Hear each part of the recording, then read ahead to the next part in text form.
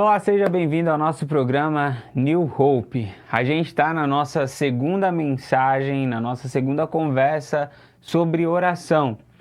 Se você perdeu a primeira parte dessa nossa conversa, volte aí e assista essa primeira mensagem, porque ela é como que um fio condutor. A gente está navegando, a gente está mergulhando na oração do Pai Nosso. Então eu convido você, assista esse vídeo, mas também volte lá, assiste o primeiro vídeo. Temos as mensagens completas sobre essa reflexão, também na nossa página aqui na TV Flórida e também na página da nossa igreja, New Hope Brazilian Baptist Church. Eu sou o pastor Emanuel Carvalho e para mim é uma alegria estar aqui com você. Se você está sendo abençoado por este conteúdo, eu convido você a se inscrever na nossa página da TV Flórida, curtir, compartilhar e abençoar a vida de outras pessoas, porque a ideia aqui é nós dedicamos o nosso tempo, dedicamos a nossa energia para alcançar o seu coração, para falar contigo. E você pode se juntar a nós nessa nossa missão de compartilhar o Evangelho, compartilhar a palavra de Deus, curtindo, compartilhando e fazendo com que esse vídeo alcance outras pessoas. Bom, vamos para a conversa de hoje. Hoje a gente vai falar sobre a segunda parte da oração do Pai Nosso. Só para fazer uma revisão rápida aqui. Na semana passada a gente falou sobre a primeira sessão da oração do Pai Nosso, que é: quando orarem, orem assim: Pai nosso que estás no céu, santificado seja o teu nome, venha o teu reino, seja feita a tua vontade, assim na terra como no céu. Hoje a gente vai para a segunda sessão de pedidos.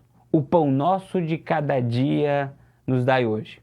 A oração do Pai Nosso, ela se encontra em Mateus, capítulo 6, e do verso 9 até o verso 15. Hoje a gente vai se dedicar ao versículo, apenas o versículo 11. O pão nosso de cada dia nos dai hoje. Bom, quando nós paramos para refletir sobre oração, é importante a gente entender que oração não é apenas falar com Deus. Ok? Oração é um diálogo com Deus. É quando a gente fala com Deus, mas também é quando Deus fala conosco. Sim, essa é a realidade da oração. Durante muito tempo eu acreditava que oração era simplesmente falar, como que vamos começar este momento aqui, Deus. O Senhor fala por meio da Bíblia, o Senhor fala quando eu estou ouvindo o pastor pregar, ouvindo os louvores, mas a oração é um espaço cativo meu. O Senhor sente aí, Deus, e agora é a minha vez de falar. Escute o que eu tenho para te dizer. Durante muito tempo eu pensava que era assim, mas ao longo da minha jornada como servo, como filho, neste relacionamento com Deus e lendo a palavra de Deus, eu pude aprender que oração é muito mais do que falar com Deus. Oração é dialogar com Deus. É quando eu falo com o Senhor, coloco ali os meus pedidos, as minhas necessidades, a minha gratidão, os meus sonhos, os meus medos, os meus traumas, as minhas dificuldades relacionais, mas também Ele, por meio do Espírito Santo, vai ministrando, vai falando aos nossos corações. A gente vê isso ao longo de toda a palavra de Deus. Quantas vezes os homens estavam ali falando com Deus no momento de oração e de repente o Senhor mandava uma resposta do céu, mandava um anjo e ali acontecia esse diálogo no momento da oração. Na prática, no nosso dia, na nossa caminhada com Deus, esse diálogo acontece mais ou menos assim. Sabe quando você está de joelhos ali clamando a Deus, ou simplesmente com seus olhos fechados, ou simplesmente levando o seu pensamento em oração a Deus e começa a clamar por uma realidade difícil que você está passando e você começa a dizer para Deus a sua incapacidade de ver uma solução, da sua incapacidade de resolver o problema e até a sua descrença que aquilo ali vai terminar bem. E você começa a dizer: Senhor, não tem como, essas coisas não vão acabar bem, tenha misericórdia, me ajude. E aí do nada, no meio dessa oração, você é como que, seu pensamento é como que arrebatado para uma história no passado em que você passou por uma grande dificuldade, que você também pensava que não ia dar certo, que as coisas não iam funcionar, que o final seria ruim, mas que Ele te ajudou, Ele veio com a graça, Ele veio com poder, Ele veio com sabedoria e no final tudo acabou bem, sabe? E aí você tem esse momento, você tem esse insight no meio da oração e de repente você volta para a oração. Só que você volta para a oração e para dar continuidade ao seu pedido, mas você volta agora com uma memória de uma luta que você teve, uma vitória que Deus te deu. Você volta diferente para a oração. E quando termina a oração, embora não tenha mudado nada da realidade concreta, externa a você, dentro de você alguma coisa mudou. Isso me lembra muito a história de Ana, a mãe de Samuel. Quando ela vai ao templo, dobra os seus joelhos, clama ao Senhor, e ali clamando ao Senhor, o Senhor usa a vida do sacerdote, e o sacerdote fala, olha, o Senhor ouviu a tua oração, que o Senhor atenda a sua oração, e ela sai dali, ela que antes não estava comendo, estava triste, ela sai dali, vai comer, ela tem a sua energia recomposta, e parece que ela já tinha um milagre dentro dela ali, a criança já estava dela, mas na verdade não, a única coisa que ela tinha ouvido era a resposta de Deus por meio de um sacerdote. Veja, ali era uma oração acontecendo, ela se quebrantando na presença de Deus e Deus respondendo ao pedido dela de uma maneira aparentemente natural. Mas aquela palavra de Deus foi tão verdadeira, foi tão profunda que trouxe paz para a crise interna que ela estava vivendo. A oração é isso, a oração é esse diálogo com Deus. É muito mais do que o falar, é dialogar com Deus. Às vezes essa mesma realidade acontece quando nós estamos passando por pela nossa oração naquela sessão de confissão de pecados.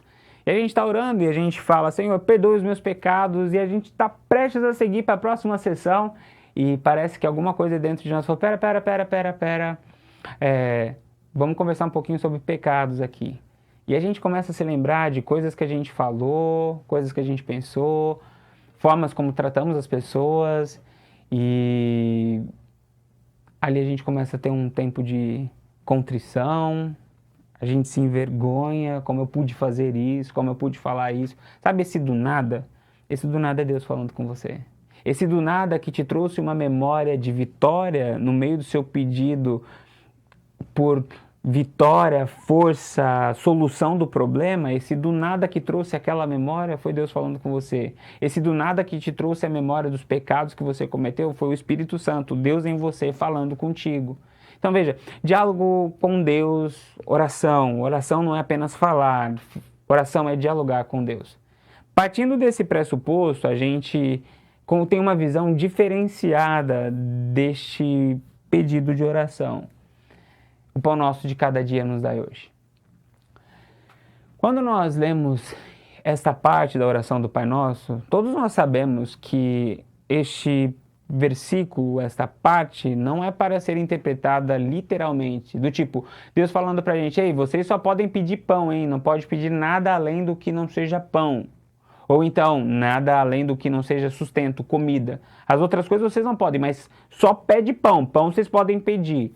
A gente sabe que esse não é o significado aqui, porque a gente vê na palavra de Deus homens pedindo ao Senhor sabedoria, pedindo por mais tempo de vida, a gente vê pessoas pedindo vitória diante da guerra contra o inimigo e o Senhor ouvindo esses pedidos e atendendo esses pedidos.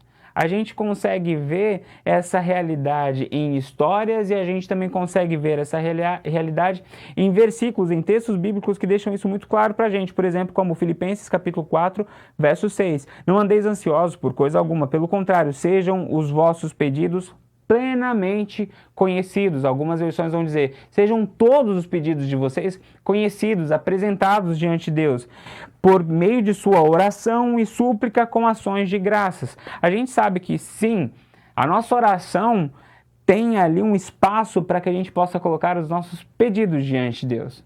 Isso nos ensina que podemos colocar diante do Senhor os nossos sonhos, as nossas lutas, os nossos medos, os nossos traumas. Sim, existe espaço para pedirmos e podemos sim pedir ao Senhor. A gente consegue ver na palavra de Deus homens e mulheres fazendo os pedidos mais diversos para Deus. A gente vê pessoas pedindo para que o Senhor dê sabedoria, a gente consegue ver pessoas pedindo para que Deus dê vitória, a gente vê pessoas pedindo por justiça, outras pessoas pedindo por vingança, a gente vê pessoas pedindo por vida longa e a gente vê até pessoas pedindo por morte para Deus. E o mais interessante é que, em resposta a essas orações, o Senhor não atende todas, dizendo sim, está aqui o que você quer, mas Ele também não diz, ei, você não pode pedir isso para mim. Isso aqui, como que você pode pedir isso aqui para mim? Eu estou escandalizado com o seu pedido. Não tem isso na Bíblia. Você pode ler de Gênesis, Apocalipse. Você não vai ver Deus censurando nenhum tipo de oração. Sabe por quê? Porque o objetivo da oração não é fazer Deus conhecer o desejo do nosso coração. Ele já sabe. Ele já sabe o que está passando no teu coração, ele já sabe o que está passando no teu pensamento. O objetivo da nossa oração é gerar aproximação e dependência. Essa palavra, essa expressão aqui, pão nosso de cada dia, nos remete ao Antigo Testamento, no momento em que o povo de Israel estava atravessando o deserto. E ali, todos os dias, o Senhor mandava o maná do céu e o povo pegava aquele maná, o pão de cada dia. E ali era o suficiente para eles se alimentarem no dia. E se sobrasse alguma coisa, eles não podiam guardar, porque se guardasse, aquilo iria apodrecer. O pão era o pão de cada dia. Todo dia eles tinham que sair e pegar o pão. Pegava o pão do dia, se alimentava, agradecia a Deus, vivia o seu dia. E no outro dia, voltava, pegava o pão, agradecia a Deus e se alimentava.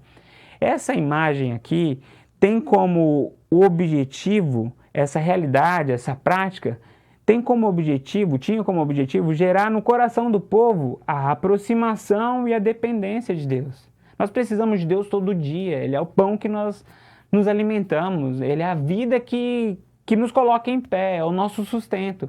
A oração tem esse objetivo, de nos aproximar e de gerar dependência. Tudo aquilo que a gente pede para Deus traz para a nossa mente e para o nosso coração a compreensão de quão dependentes nós somos. Nós só pedimos porque precisamos. Porque se a gente conseguisse resolver sozinho, a gente não pedia para Deus. Mas quando a gente dobra os nossos joelhos, quando nós clamamos ao Senhor, isso está gerando no nosso coração a compreensão: Senhor, eu preciso de Ti. A cada manhã, a cada despertar, a cada situação que eu enfrento, a cada sonho que eu me lanço a buscar, eu preciso de Ti. Gera essa compreensão de dependência e gera essa aproximação. A busca pelo pão é diária, é todos os dias, a gente dialoga. E o Senhor vai se manifestando, fazendo os seus milagres, fazendo o maná cair do céu, fazendo as mais diferentes realidades acontecer, para que nós possamos saber que quem fez foi Ele, através de nós, apesar de nós e muito além de nós. É o sustento. Isso vai nos trazendo a compreensão que precisamos dEle e nos aproximamos dEle. Um detalhe importante, que muitas vezes passa desapercebido na nossa leitura, é a palavra nosso.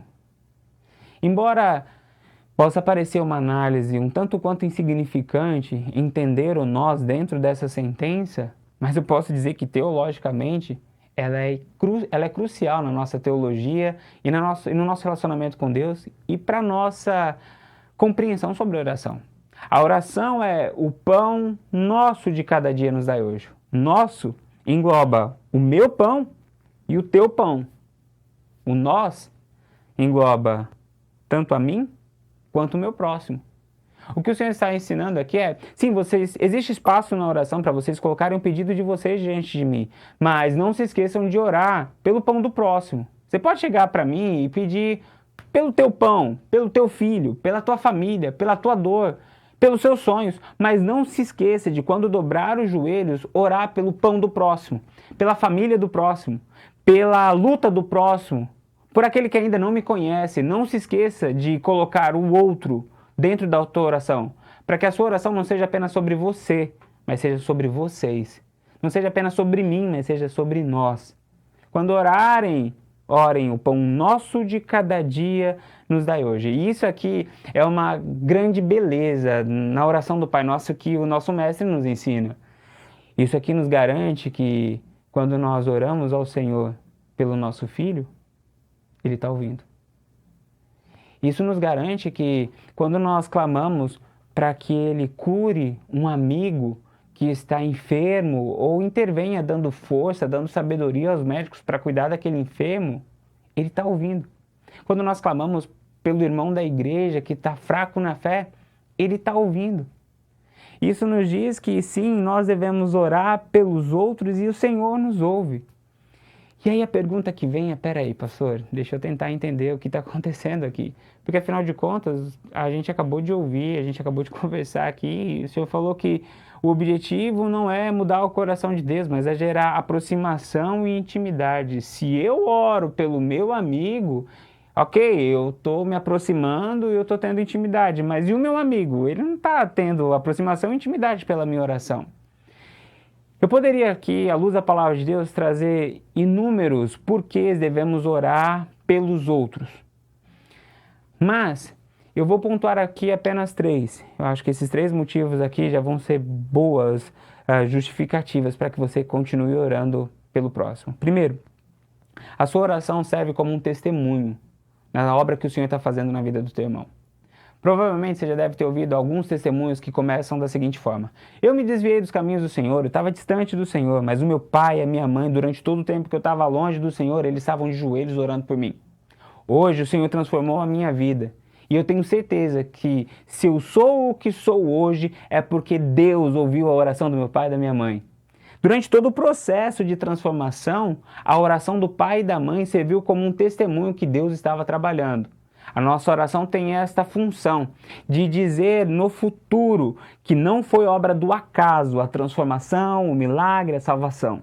O segundo motivo é para que a nossa oração seja um sinal aqui na terra que Deus não desistiu da pessoa pela qual nós oramos, que Deus ama, que Deus está cuidando. Mais ou menos assim. Imagine que uma pessoa já tentou de tudo e já está muito tempo lutando contra alguma coisa. E de repente, ela ouve de você: eu estou orando por você. Eu não desisti de orar por você.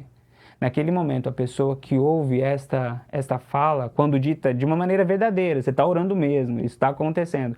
Essa pessoa tem dentro de si a compreensão: Deus não desistiu de mim.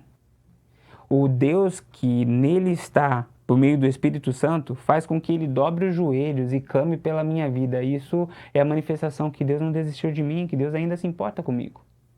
Esse é o segundo motivo. Primeiro, é um testemunho para o futuro que Deus trabalhou o tempo todo. Segundo, é como que uma manifestação do cuidado e do amor de Deus. Terceiro e último motivo que eu pontuo aqui sobre por que devemos orar uns pelos outros, é porque a oração alinha o nosso coração com o coração de Deus, e assim o Senhor pode trabalhar na nossa vida para que nós possamos ser resposta de oração na vida do nosso irmão. Deixe-me partilhar uma experiência pessoal. Alguns meses atrás, o Senhor tocou no meu coração para começar a orar por alguns casais em específico. E comecei a orar por estes casais. E todas as manhãs eu tenho um caderno de oração e eu tenho os meus pedidos pessoais, mas tenho ali o nome desses casais que eu escrevo e oro de uma maneira pontual. Algumas semanas depois de ter começado essa prática de oração pela vida destes casais, eu comecei a enxergar estes casais com os olhos de Deus. E não apenas isso, mas o Senhor promoveu encontros e possibilidades de diálogos, e o Senhor pôde usar a minha vida para ministrar no coração destes casais que estavam passando por crises e problemas. E alguns destes casais eu comecei uma caminhada de aconselhamento. Sabe, a oração é essa estratégia de Deus para moldar o nosso coração, para estar alinhado ao coração dele. Dessa forma, a gente pode ser bênção na vida do nosso irmão. Por isso a gente deve orar pelos outros. A palavra de Deus é cheia de exemplos que nos mostram que devemos orar pelos nossos pedidos, mas também orar pelos nossos próximos. O exemplo de Ana, que eu acabei de citar, é o exemplo de alguém que foi até Deus, clamou por um pedido que ela tinha. Eu quero ter um filho aqui na minha barriga, para chamar de meu. Eu vou consagrar ele ao Senhor, mas eu quero ser mãe, eu quero viver essa realidade. E o Senhor ouve esse pedido. Mas a Bíblia também nos mostra a história do centurião romano, que clamou pelo servo dele. E o Senhor Jesus ouviu a oração do centurião romano e curou o servo dele.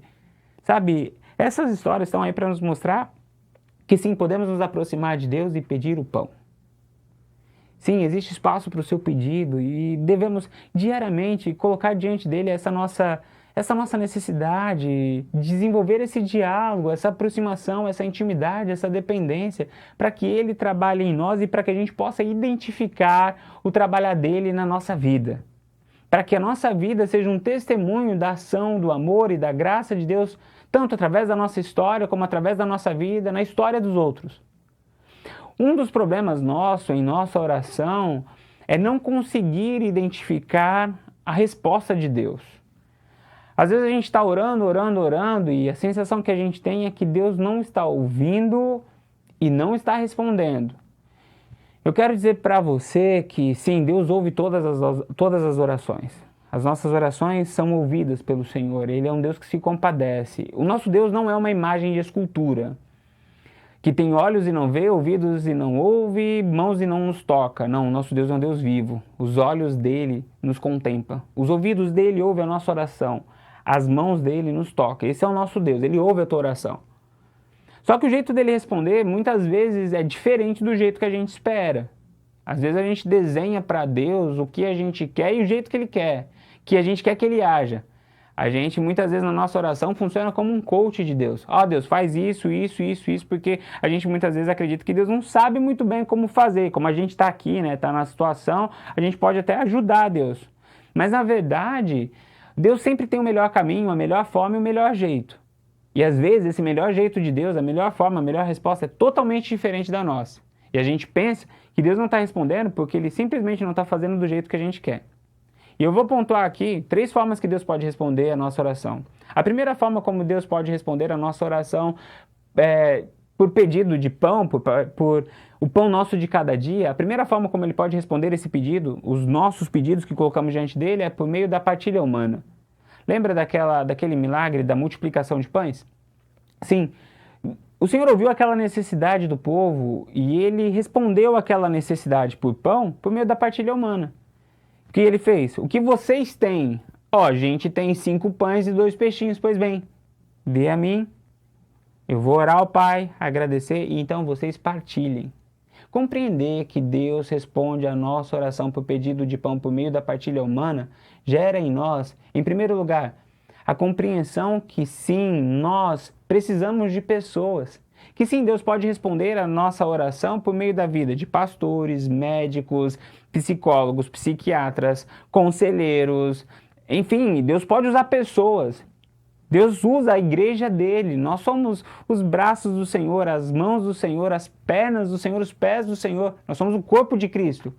E isso tem de gerar em nós a compreensão de que nós precisamos de ajuda do outro. E às vezes nós estamos clamando a Deus, e o Senhor fala, olha, eu estou querendo te ajudar, eu coloquei pessoas à sua volta, mas você precisa aceitar ajuda, você precisa pedir ajuda também para o teu irmão. Você está lutando contra o seu vício, não está conseguindo ter vitória, mas olha, eu tenho uma pessoa que está do seu lado aí que pode te aconselhar, que já passou por esse problema, já venceu e pode ser um mentor seu, alguém para você prestar conta. Você está tendo problema no teu casamento, não está conseguindo vencer, eu coloquei conselheiros aí para que use a minha palavra, para que ouça a sua esposa, ouça você e ajude vocês nesse caminho. A tua resposta de oração está na partilha humana.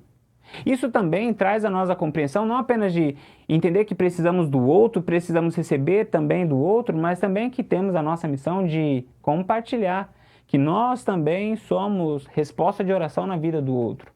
Que sim, nós podemos ser instrumentos do Senhor para abençoar, para ajudar, para ensinar, para cuidar e expressar a graça de Deus. A primeira forma de Deus responder é essa, por meio da partilha humana.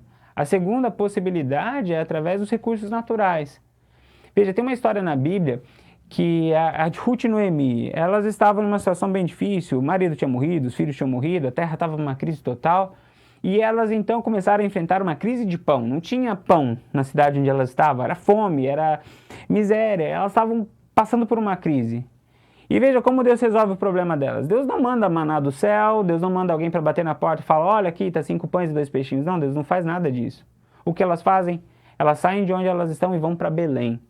Chega lá, diz o texto que Ruth começa a trabalhar, e ela trabalha de manhã até o final do dia. Sabe, isso ensina para nós que sim, muitas das nossas orações estão relacionadas à forma como nós vamos pegar os recursos que Deus colocou na nossa mão e fazer a nossa parte. Deus nos deu conhecimento, Deus nos deu energia, Deus nos deu sabedoria. Deus colocou realidades na nossa vida que nós devemos usar de uma maneira sábia para que resolvamos os problemas que temos diante de nós. Uma história que exemplifica muito disso é a história de José no Egito. O Senhor mostrou para José que haveriam 7 anos de fartura e 7 anos de escassez. Só isso. Depois disso, José, se vira. E José buscou no Senhor a sabedoria por meio de toda a história e ele criou uma solução. Olha, vamos usar o tempo de fartura para construir uma realidade que nos sustente no tempo de escassez. E diz o texto que José empreendeu. Sabe, a gente precisa entender essa nossa parte no milagre que Deus quer realizar na nossa vida e na nossa história. Às vezes a gente está pedindo para Deus, Deus, transforma o meu casamento, mas a gente está gritando com a nossa mulher. Senhor, reconstrua, reúna a nossa família, mas a gente vive enfiado no trabalho. Senhor, use a minha vida, eu quero ser um instrumento em tuas mãos, mas a gente não dedica tempo de oração, tempo na palavra de Deus, a gente vive nas redes sociais e é fundado, às vezes, em outras atividades. Veja, o que Deus nos ensina é que eu estou aqui, eu quero te ajudar, eu sou aquele que vai responder às suas orações, mas existe a tua responsabilidade também. E quando nós cumprimos a nossa responsabilidade, sim, a gente consegue ver o agir de Deus. Uma forma que Deus usa para responder às nossas orações, partilha humana. Segunda, recursos humanos. Terceira, sobrenatural. Eu creio em um Deus que faz milagres. Eu creio em um Deus que abre os céus e faz o maná cair, alimenta de uma maneira sobrenatural. Eu creio nisso, ele não mudou. Ele pode fazer isso sim. Eu creio isso dessa forma que o Senhor responde e transforma de uma maneira sobrenatural, porque eu vivenciei isso na minha infância e na minha vida adulta e até hoje. A minha vida é um milagre. Eu poderia passar aqui horas e horas falando das inúmeras intervenções divinas, milagrosas de Deus na minha vida e na minha história, e acredito que você também. Sabe, compreender isso tem de fazer com que os nossos joelhos se dobrem diariamente do Senhor, clamando, Senhor, o pão nosso de cada dia nos dai hoje. Ora ao Senhor, colocando diante dele a sua dor, a sua angústia, a sua luta, a sua alegria, seu sonho, peça ao Senhor. Sabe, esse é o nosso Deus. Ali existe espaço para você pedir. Oração não se faz com mordaça, não tem censura. Você não pode falar isso, você não pode pedir. É seu Pai, é você abrindo o seu coração diante dele, chorando na presença dele, colocando diante dele. Deus te ouve. E sabe, eu fecho aqui esse nosso diálogo trazendo um significado possível também para este pão de cada dia. Eu creio também que quando Jesus está ensinando os discípulos a orar e fala que busquem o pão nosso de cada dia, todos os dias na presença do Senhor, Ele está falando, busquem a mim. Porque quando a gente olha a teologia completa de Cristo, a gente vê Ele falando, eu sou o pão da vida. A gente vê que por exemplo, todos esses exemplos que foram citados aqui, né, a Ruth, Noemi, a gente falou do deserto, a gente falou dos 5 pães e 2 peixinhos, todos eles apontam para Cristo. Ruth e Noemi voltam para Belém. Belém significa casa do pão. Belém é onde Jesus nasceu. Belém é Belém não porque ali fazia muito pão. Belém é Belém porque apontava de uma maneira profética, porque o pão da vida nasceria ali. Ruth e Noemi encontraram sustento quando foram buscar na casa do pão, o lugar onde Jesus nasceu. Essa realidade que representa a presença de Cristo, ali ela encontrou sustento. Os 5 pães e 2 peixinhos só foram multiplicados porque foram levados até Cristo. O maná que era mandado ali para o povo todos os dias, também a gente consegue fazer um link com a fala de Jesus, eu sou o pão vivo que desceu do céu. Busquem o pão de cada dia, o Pai Nosso que está do céu, o pão nosso de cada dia nos dai hoje, também busquem a mim todos os dias. Porque assim, às vezes a gente vai passar por dificuldades e essas dificuldades vão trazer para nós realidade de falta. Né? Às vezes a gente vai ter dificuldades financeiras, às vezes a nossa saúde vai falhar, às vezes a gente vai ficar doente. E às vezes a gente vai pedir e Deus não vai responder do jeito que a gente gostaria. Mas Ele nunca vai falhar. E se a gente buscar ao Senhor diariamente, a gente vai ter a força necessária para enfrentar todas as dificuldades. E eu finalizo aqui com este texto de Abacuque, capítulo 3, versos 18 e 19. Ainda que a figueira não floresça, nem haja fruto nas videiras, ainda que o produto da oliveira falhe e os campos não produzam mantimentos, ainda que o rebanho seja exterminado no estábulo e não haja gado nos currais, mesmo assim eu me alegrarei no Senhor, exultarei no Deus da minha salvação. O Senhor, Deus é a minha força. Ainda que tudo isso acontece, se nós buscarmos o pão nosso, o pão vivo que desceu do céu todos os dias, nós encontraremos a alegria do Senhor, que é a nossa força para continuar caminhando. Portanto, quando orarem, orem assim. O pão nosso de cada dia nos dai hoje. Deus abençoe a sua vida.